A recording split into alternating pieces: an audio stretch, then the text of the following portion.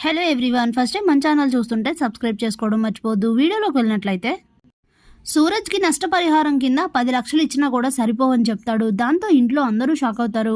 అదేంటి అని అడిగితే, నాకు కావాల్సింది డబ్బులు కాదు, పోయిన నా పరువు తిరిగి రావాలి అని అంటే, అప్పుడే వాడేం ఎక్స్పెక్ట్ చేస్తున్నాడో నాకు అర్థమైంది తాత. నేను సారీ చెప్పాలని అనుకుంటున్నాడు, అది జరగని పని అని చెప్తుంది జ్యోత్స్న. మీరు సారీ నాకు మాత్రమే చెప్పడం కాదు, మీరు సారీ చెప్తున్నట్టు ఫ్లెక్సీ వేయించి నా షాప్ ముందు పెట్టాలి అని చెప్తాడు. అప్పుడే పారిజాతం, అవునా, ఇంకా నయం, నీ జ్యూస్ షాప్లో నా మనవరాల్ని జ్యూసులు సర్వ్ చేయమనలేదు అని అంటే, ఇది కూడా బాగానే ఉంది. ఇలా ఈ రెండూ చేస్తేనే మీ మనవరాల వలన పోయిన పరువు నాకు మళ్ళీ తిరిగి వస్తుంది. ఇది చేస్తేనే నాకు న్యాయం జరిగినట్టు, నాకు మీరు నష్టపరిహారం ఇచ్చినట్టు, మీ మాటని నిలబెట్టుకోండి అని చెప్తారు శివనారాయణకి. ఇక దాంతో ఆయన కూడా సూరజ్ ఏదైతే అడిగాడో అదే జరుగుతుంది అనేసరికి ఇంట్లో అందరు కూడా షాక్ అవుతారు. ఇదేంట్రా బాబు ఇలా జరిగింది అనుకుంటుంటుంది పారిజాతం. తాత అని జ్యోత్స్న చెప్పబోతూ ఉంటే, ఇంకేం మాట్లాడొద్దు, నువ్వు చేసిన దానికి నువ్వే అనుభవించు అని చెప్తే, ఇక కార్తీక్ జ్యోత్స్నను బయటకు తీసుకొచ్చి సారీ అని చెప్పి బోర్డు పైన రాసి, ఆ బోర్డు పట్టుకుని జ్యోత్స్న నిల్చోబెట్టి ఫొటోస్ అయితే తీస్తాడు. అప్పుడే సూరజ్ వెళ్ళిపోతూ, రేపు మార్నింగ్ మేడంని తీసుకొని స్టాల్ దగ్గరికి వచ్చేయండి అని చెప్పి వెళ్ళిపోతాడు. ఇక కార్తీక్ అయితే ఆ ఫ్లెక్సీని రెడీ చేయించి ఇంటికి తీసుకొచ్చి అందరికీ చూపిస్తారు. దాంతో సుమిత్రకి చాలా కోపం వస్తుంది.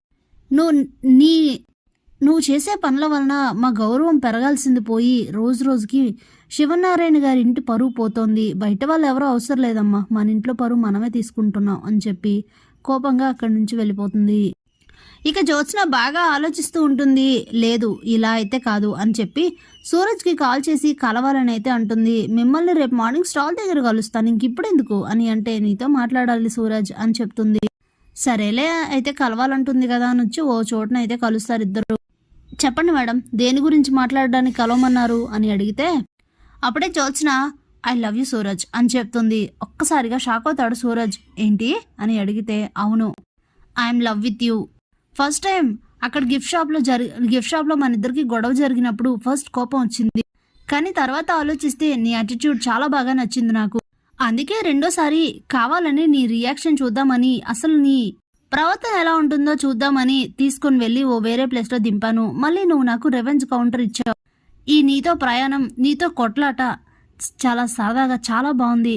కావాలనే నీ స్టాల్ని కూడా తీయించాను, ఎందుకంటే నేను నిన్ను ఇష్టపడుతున్నాను. అలాంటప్పుడు నువ్వు అలా ఒక చిన్న జ్యూస్ స్టాల్ పెట్టుకొని ఉండాల్సిన అవసరం ఏముంది, నువ్వు కష్టపడాల్సిన అవసరం ఏముంది, నువ్వు అలా కష్టపడకూడదనే కావాలనే జ్యూస్ స్టాల్ తీయించేశాను. త్వరలో వచ్చి నిన్ను కలుద్దాం, ఈ విషయం చెప్దాం అనుకుంటే నీ నెంబర్ నా దగ్గర లేదు. ఎలాగో అలా సంపాదిస్తుంటే ఈలోగానే నువ్వు ఇంటికి వచ్చి రద్దు చేసావు, అంతే తప్ప నీ మీద కోపంతో ఏం కాదు అని చెప్తే, ఏంటిదో కొత్త నాటకమా అని అడుగుతాడు సూరజ్. లేదు, నీకు నా గురించి తెలీదు. నేను దేన్నైనా కావాలి అనుకుంటే ఎంతలా కావాలనుకుంటానో నీకు తెలీదు. అయితే స్టోరీ చెప్తా విను అని చెప్పి కార్తిక్ని జ్యోత్స్న ఎలా ఇష్టపడుతుంది, అలాగే కార్తిక్ లైఫ్లోకి దీప వస్తుంది కదా, అది మొత్తం అయితే చెప్తుంది.